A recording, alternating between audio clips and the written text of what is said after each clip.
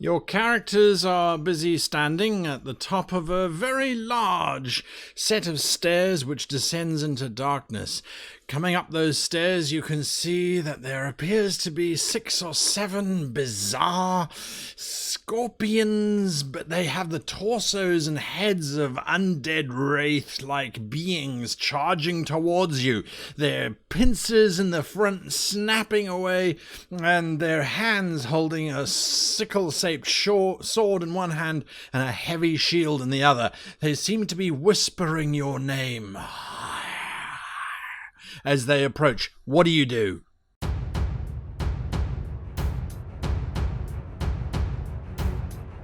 Hello and welcome to this week's episode of How to Be a Great GM. My name is Guy and today we're looking at a completely improvised game. Nothing planned, nothing prepared. You don't even have characters for your players to play. This is just off-the-cuff kind of stuff. What's motivated today's video? Well, basically, by the time you're watching this, I will already have come back from Gen Con. But going to Gen Con, it's an 18-hour car ride. 9 hours there and 9 hours back. And the guys have said to me, because there's 4 of us in the car, hey, let's roleplay.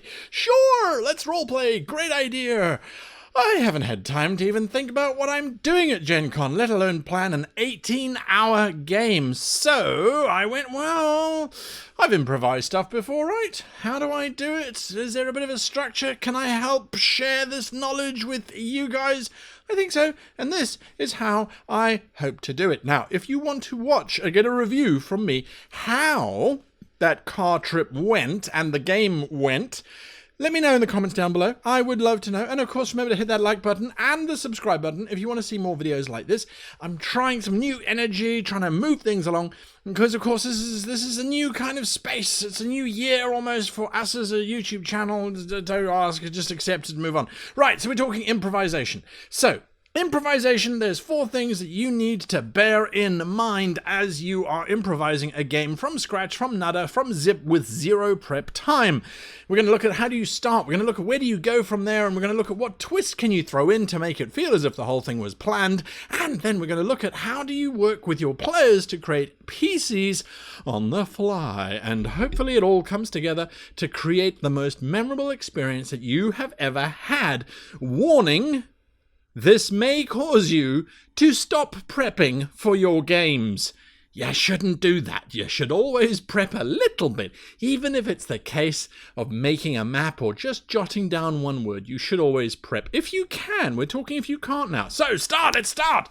So pick a location, any location, random location. Look out the window. Look down at the floor. Look at your desktop. Look at your cell phone. We have got access to locations everywhere. Where have you been before? What have you seen before? Just think. That's what this thing is for. Use that. Pick a location. It's a swamp. It's a flight of stairs. As I started the video, I didn't have a plan. It's a flight of stairs. Where does it go? Don't know. Don't care. Who built it? Don't know. Don't care. Why are they there? Don't know. Don't care. All of that stuff. They're just at the top of the stairs and they've got this battle on. The players currently don't know anything. They don't care about anything. That's not important, because we've got a monster. We've got a situation. There is a situation. We have a situation on aisle 5. Clean up aisle 5. There's a situation. We have this situation. What are we going to be doing? Fighting off undead, mutant, skeleton, scorpion things. Where did that come from? I don't know. I was reading in a book where there was a thing with scorpion men. Now they're undead scorpion men. Now the players are fighting them. Why they fight them? Don't know. Don't care. As you may have picked up, that is kind of the theme when you're doing improv. You don't care for now. You just go. Well, we're not there yet. Let them fight it out. They battle. Oh, they go into battle. Great. They don't have characters yet. They don't have character sheets yet. Are we scuppered? No, we're not. We're not, because although I'm presenting this to you as 4 separate phases, this is all happening at the same time. It's crazy. It is all happening at the same time. You've got to kind of juggle these kind of things, and what we're doing is we're doing a magic trick here. We're doing a magic trick. So, whilst the PCs are at the location, why are they at the location? They're busy fighting the monster. You're giving them stats on the fly. Whatever your system is, choose your system. All right, we're going to go with Lone Wolf. So it's combat skill. Right, so the monster's combat skill is... oh, look, it's 5. 5 is the magic number. Why 5? Because I didn't choose 4 and I didn't choose 6, and 7 just seems silly, and 2 is rarely for losers. So 5 it is. It's +5. That's their combat skill. What's the PC's combat skill? Don't go there yet. We're not there yet. Because remember, we're juggling all of these balls at the same time. Absolutely juggling them. Oh, up in the air. Why are they at this location? Why? Why are they at the top of the stairs? Where do the stairs lead? The stairs lead into free-form association. Where are the stairs going to? The stairs are going down into a dungeon. That's boring. The stairs are going down into a tomb. A temple. Let's think of something better. The stairs are going down into a loading dock, and on the other side of what they load in the loading dock, they're loading stuff onto dragons, because they fly on dragons that carry cargo, and the stairs lead down to the docking area. Why are they trying to go there? Why are there monsters? Why is this situation happening? Is it a tsunami that's destroying the city? Is it undead? Is it scorpion men? Yes, it's scorpion men, because we said that already. Okay, why are they doing this? It's an invasion. Yes, it's an invasion. They're invading the city that has these docks, and the PCs have to get down onto the docks, onto a dragon, and fly away. That's what they're going to do. Yes, great, brilliant. That's at least an hour's worth of role-playing right there. You don't have to worry about it. What do the PCs know? What do they need to know? Nothing, zip, zero, nada, less than naught, because this is chaos. This is just... skeletons, scorpions. So what do they need to know? You've got to get to the docks before the dragon leaves. What dragon, says your players? Don't worry about it. Calm yourselves, players. Calm. You are in battle. You don't have time to think about what dragon. Just know that you've got to get down the stairs to that dragon before the dragon leaves. End of story. You got about 5 rounds. Why 5? We've been down that route already. I'm not going to go through it. So then we need to add in a little twist. We twist it so that it plays out as if it was all planned out beforehand. Because this is a channel on how to be a great GM. Not an average one, not a mediocre one, not a slightly iffy kind of one. No, this is a great GM. And this is how you are a great GM. You just go, twist, pull, tweak, adjust. Small steps. We need to take small steps, small, little, incremental steps. Okay, they're fighting on the staircase. They've got to get to the bottom of the staircase. At the bottom of the staircase, there is the loading dock. The loading dock gets them onto a dragon. The dragon is waiting for them because it knows that they're still in the city, because they were there for a specific reason. Don't care, don't know what it is. Not important right now. Okay, roll it back. What's going on? Let's link it together. Link it together. How do we link it together? We link it together by saying, okay, the Scorpion Men are attacking the city because the city has something of value that the Scorpion Men want. What is it that they want? They want the artifact of Patootie.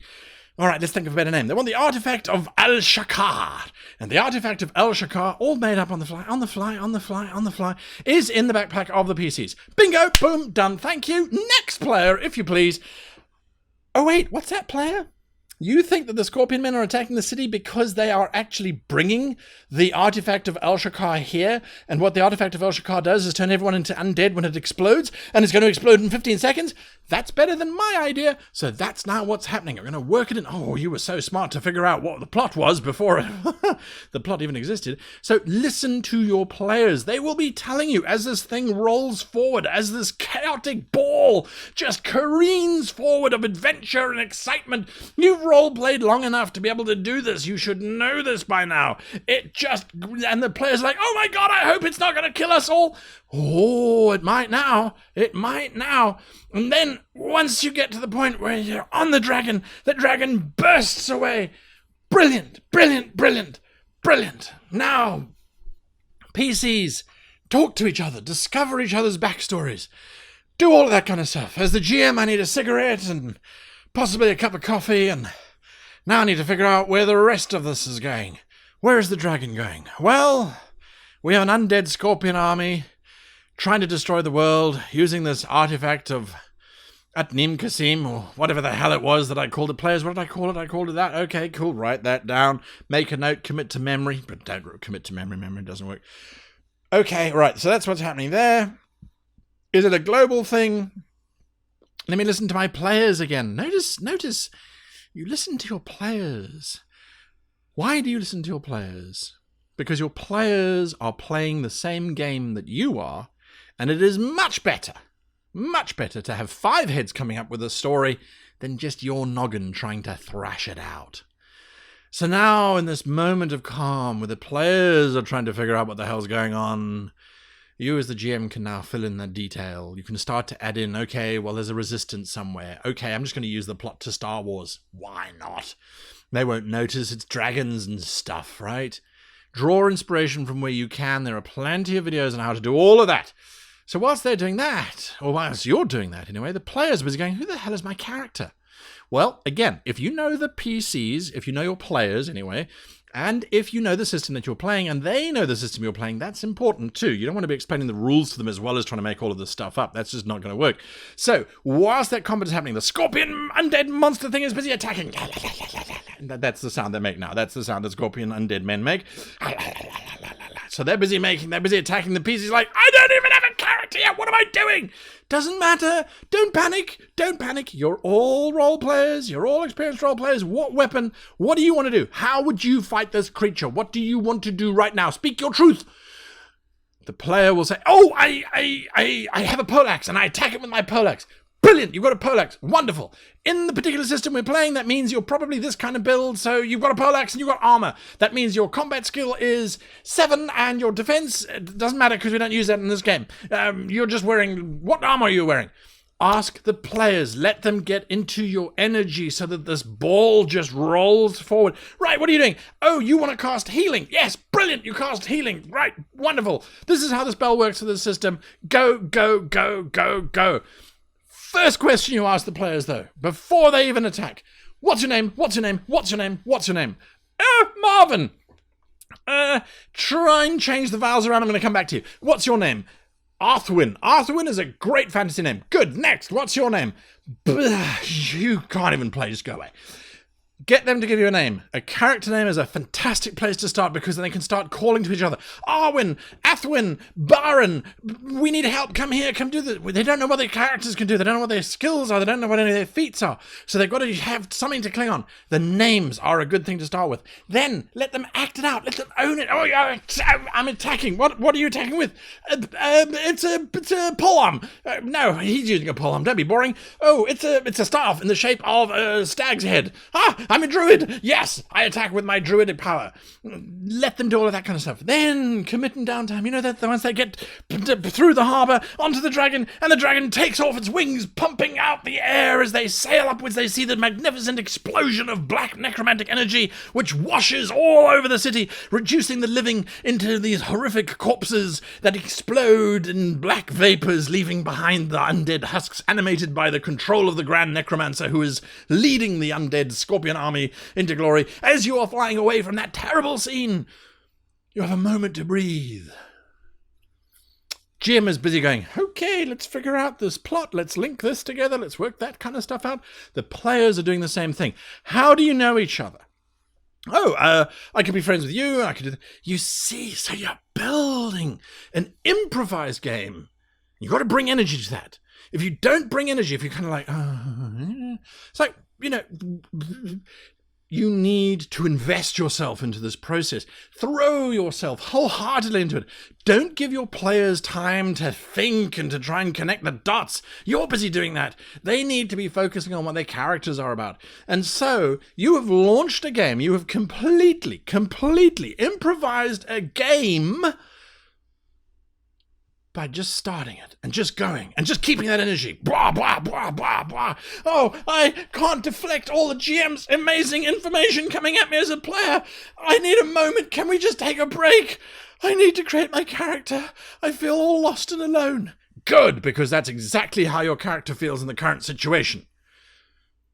Of course, you could also just start at the drinking in a tavern, and through monotonous and circular dialogue, they discover who each other are and slowly write up character sheets sitting around the table whilst you pretend to come up with an adventure, but in actual fact, you're contemplating suicide. I mean, it's your choice, really.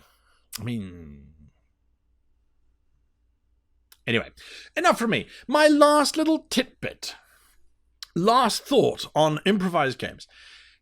Improvised games by their very nature, may have plot holes. Will have plot holes. The characters will have inconsistencies. Here's the joy of an improvised game. Fill those inconsistencies. Fill them with story to tell us why it happened.